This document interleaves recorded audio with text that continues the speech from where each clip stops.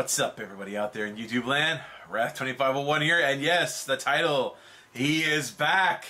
Soundsmith has returned to his roots. He has returned to the Stereotype series.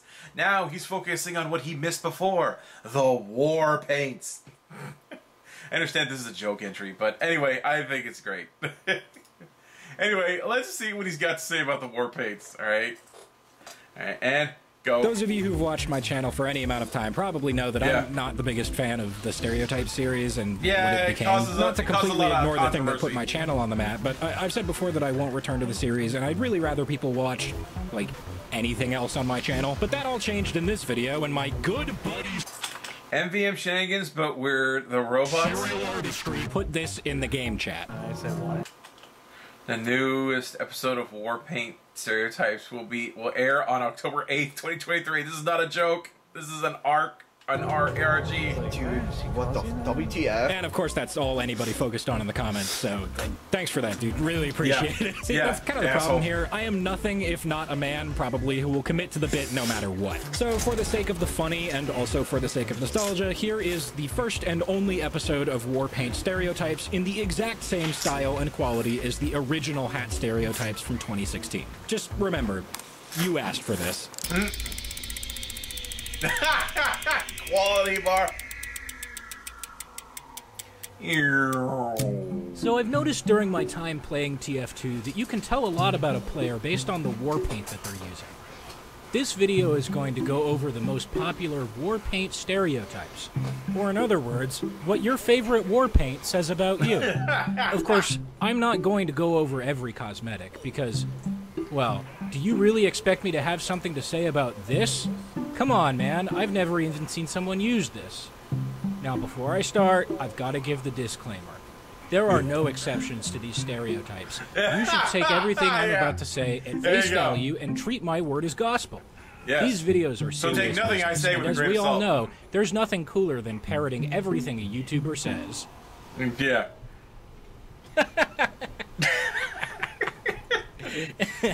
He killed himself with his own life. Seriously, though. Don't take these stereotypes seriously. Okay, let's seriously, don't be a dick. That was the one. The only one. This guy doesn't just care about the war paint that he's using. He also cares about its randomly generated pattern. See, the thing about this war paint is that there's a lot of variation in what it can actually look like, even if it's the same item. For this reason, they'll almost... All war paints are variation, but this one matters a lot to people who always brag about their super rare pattern that they worked really hard to get through random number generation. The problem is, nobody else gives a shit. Yep. Cardboard You put box. this on a black box and used a name tag to name it Box. Yeah, it's fine as a bit, but it's not exactly original, and it's been an old meme for a while now. Actually, you would probably name it like Amazon Delivery or something like that nowadays, so I would think that would make sense. This person is a war paint hipster. They'll always insist that Starcrossed is a super underrated war paint when it's just not. It's not to say that it's not good. It's really good. It's just a lot of people's favorite, so I wouldn't really say that it's underrated. Yeah. Freedom Wrap. This is one of those war paints that is just so stupid expensive that you only ever really see it on popular weapons that get used a lot. So, shotguns, scatterguns, rocket launchers, etc. Yeah. But also, you know... Whoa!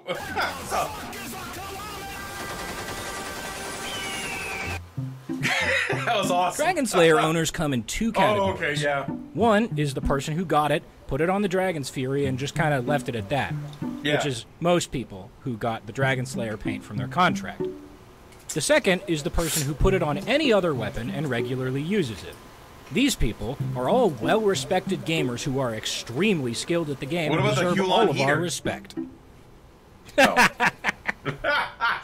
Who am I kidding? It's a war pig.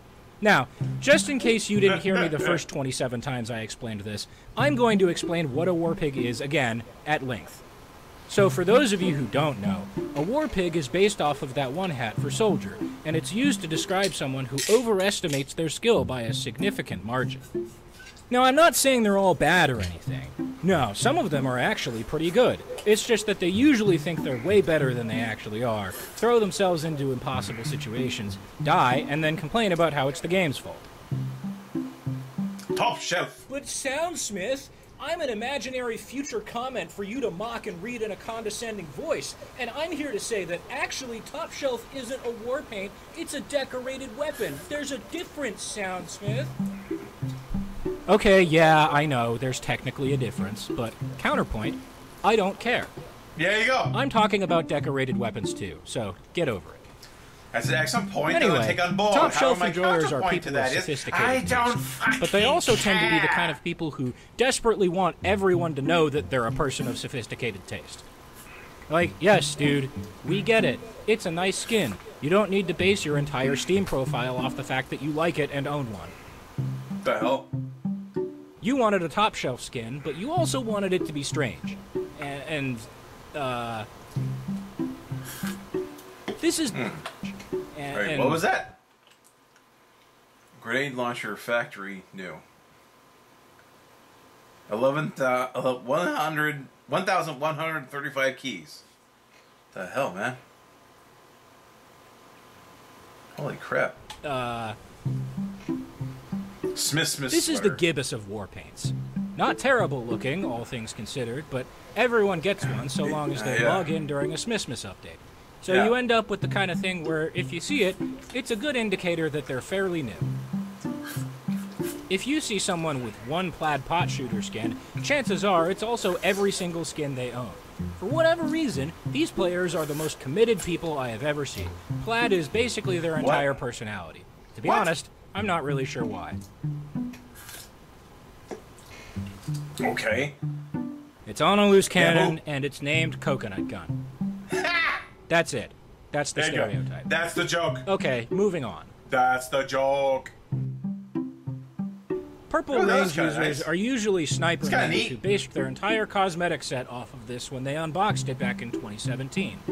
That, or they're just a rich trader. When this first came out, it was broken and had a missing texture instead. In the naive hope that it would stay this way, you put it on something funny, like a fish, and were soon disappointed by a fix actually being implemented soon after.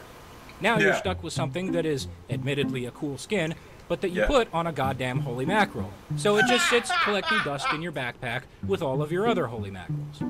Yep. It's me. I'm talking about me. I'm the stereotype. Damn, man. That's a lot of mackerel. Autumn users are, above all else, predictable. They are all perpetually on the flank, and they're all wearing a full set of winter-themed cosmetics. That might change soon, though, since a good number of them watching this video are frantically trying to rework their cosmetic sets, and Googling how to play with the combo TF2 on their second vertical monitor that they bought for their Intro to Computer Science class. Fire You would think that fire-glazed users would all be pyromanes, but I've actually seen more scouts, soldiers, snipers, and heavies using this than anybody else. Now that I think about it, though, it's kind of a more brash, aggressive design that reminds me of those people who replace their car's muffler with something that will be as loud and obnoxious as possible. So, yeah, that makes sense. Like a This guy just rubber really chicken. likes pizza, and you can't fault him for that. Pizza kicks ass. Anchovy pizza. You never applied this skin. You were trying to trade up for a jazzy skin, and you failed, and now you're trying to sell it. That's it. That's the stereotype. No, I'm not joking. That's the joke. These guys are generally pretty chill and like the more low-key war paints, but they're also usually absolute hell to fight against, so they're cool. But also, fuck you. This occupies the same kind of player territory as Iron I like Lord, that. but these ones tend to be newer players and are a little bit less of a pain to play against. This war paint is stupid. What the? I mean that in a good way, but it's still stupid. Which means you 100% put this on a stupid weapon, named it something stupid, and are probably fart stupid. gun. You know, like in a good way. Hana. Alright, here in the script it says that I need to make an anime joke again, so... Well, actually it says that I need to act unenthusiastic about having to do a joke because it's in the script that I wrote, and then I need to do it anyway, so... Ugh, Fine, here you go, I guess. Wait. Fine, here you go, I guess. This audio has been muted because I don't want to get demonetized immediately. Lol. Yeah, exactly. This guy is very Cosmic committed to a calamity. certain book. They almost 100% use invasion cosmetics for everything. That's not a bad thing, really. They know what they like, and that's respectable. But it does mean that they're probably going to blast jump at you every time and probably die, so keep that in mind, I guess. Funny. Hey guys, Sans! Sans Undertale! Get it? Guys, Sans Undertale! It's Sans Undertale! Ugh, this sucks. I'm done. No. Nope. Done. I'm done. I'm not doing it. Instead, I'm going to do the classic get up and walk away while the mic is still recording in a clearly scripted bit where I get angry at something that I wrote myself. Ugh. Okay. This guy is the minimalist of Warpaint users. You know, the kind that pays Not $500 bad. for a piece of furniture that's basically just a black cube. That guy. This is kind of Business like class. Dress to Kill. Same basic Oh, neat. vibe, and also you Pretty own good. it because you wanted a similar skin that is extremely expensive and hard to get strange and factory new, because of the way strange decorated war paints were. And so you just settled for this instead. It's still a really nice Yeah. skin though, so hey, no judgment Yeah, it here. is. Except all the judgment.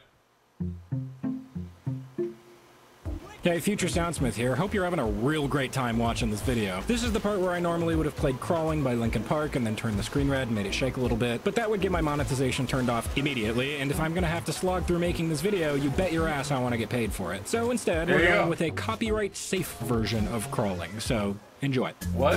Crawling in my sleep. These wounds, they will guide you. Fear is our foe. What the hell? Alright, that'll do it for this episode. Next time, I'm not doing anything, because this was a stupid joke that I only really completed out of spite, so yeah, we're done. Bits complete, we did it. I went back and watched my old Yay. videos for completed what out is of it? spite, so yeah, we're done. Bits complete, we did it. Funny has been achieved. I went back and watched my old videos for reference to see what the best way to replicate them would be, and man, I really cannot stand these things. There were I and see still those are a lot ineligible of people for who say that they monetization. hate my videos after only watching early Stereotypes, and that used to upset me, but at this point, yeah, I get it. Man. If that was my first experience with this channel, I wouldn't want to Dude, slog how through the it all to see hell? if the content got any better either. Yeah, If literally nothing else, backed up though, into they his serve as a arrow. reminder to myself of how much I've improved over the years, and also they make a lot of money, so that's cool too. Anyway, if you've made it this far in the video, thanks, I guess. As a treat, here's a sneak preview at the next man's guide. But okay, yeah, sure, not every kill is a stupid gimmick. Like, look at this. I see this guy, predict when he's gonna double jump, carefully aim a shot, and then... Did you just kill a spy?